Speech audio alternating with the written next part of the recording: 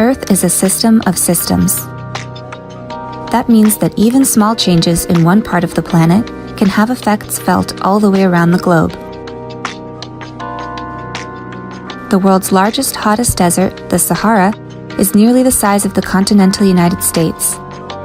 Each year, millions of tons of its nutrient-laden dust are swirled up into the atmosphere by easterly trade winds and carried across the Atlantic.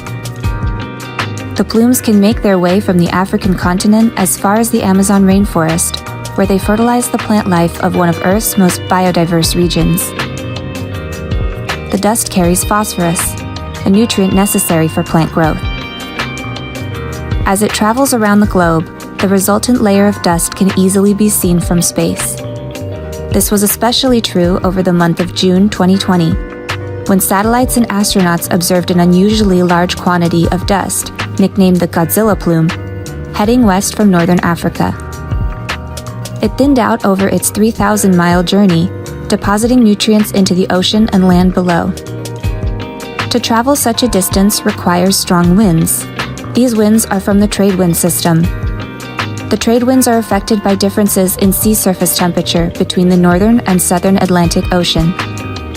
Over the last century, the North Atlantic Ocean has experienced a shift in sea surface temperature every few decades, referred to as the Atlantic multidecadal oscillation, or the Atlantic multidecadal variability.